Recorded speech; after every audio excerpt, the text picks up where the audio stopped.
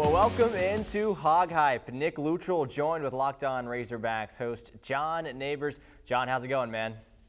Man, it's going great. Enjoying the bye week so far. It's nice to take a little break, but it's going good. Coming off of a big win. It's always good in Razorback land when that happens. Let's go. I agree with that. And as you mentioned, it's a bye week for the Razorbacks. So I kind of want to talk about the season as a whole. What's impressed you the most from the Hogs so far? You know, it's been really great to see this team continuing to compete. You know, they've hit some adversity. We know that against Oklahoma State earlier this year, they should have won that game. And honestly, you could make an argument that they should have won against Texas A&M, but they didn't. And you kept thinking, like, okay, so how is this team going to respond? How is this team going to react? Are they going to start letting go of the rope? Are they going to start getting frustrated?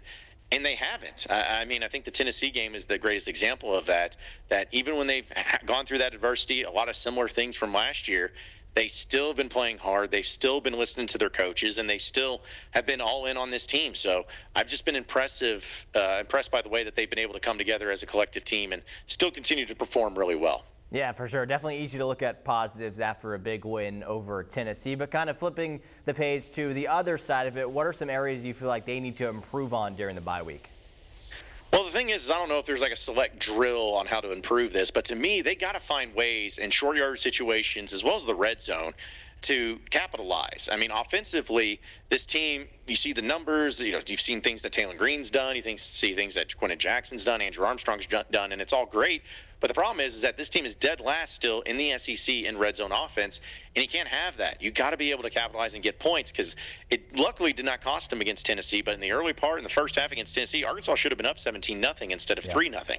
And so that's problematic. So they got to continue to find ways to get points on the board when they're in the red zone, but also in those short yard situations, get the first down. I don't mind if this team goes for it on fourth down in Tennessee territory or the opponent's territory, but they have to be able to convert because there's nothing more demoralizing for an offense than coming up short, and there's nothing more momentum swinging for a defense if they end up stopping them. So they got to convert on those short yard situations and get points on the board. Yeah, definitely, and a big key for that, I guess, will be if Taylor Green will be ready to go against LSU. If he's not, and Malachi Singleton, the backup, has to be that guy, how much trust do you have in him to play that game against LSU? Well, the thing is I like Malachi, and I think we saw a little bit of his element to where he can make some plays, especially when the offense is catered towards him, which Bobby Petrino's always done a really good job of having the backup quarterback ready and prepared if something happens. But as I think everybody knows who watches football, there's a reason why he's the backup quarterback. Malachi could end up being a great player, but when this particular game and in this particular season, Taylor Green's your best option. People forget that, yes, Taylor Green got hurt, but he played a really great game and had completed 70% of his passes. Sure, he had a couple plays here and there, but comparatively speaking, it was one of his better games. So you got to get him healthy. He adds an element with that rushing attack too. You can just tell that the offense is confident in him. So he's got to get healthy. I like Malachi, but if it came between those two guys against LSU coming up next week, I think Arkansas's chances are a lot better with having Taylor Green as the starting quarterback instead of Malachi Singleton to beat LSU.